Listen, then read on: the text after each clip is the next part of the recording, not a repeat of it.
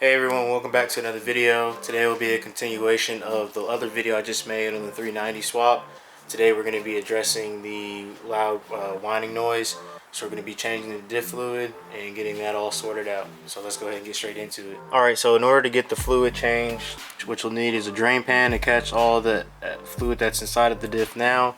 You'll need a fluid transfer pump because you're not going to be able to get the bottle to the right angle in order to get the fluid inside of the diff itself. This right here should be awesome. We're going to see how well it works.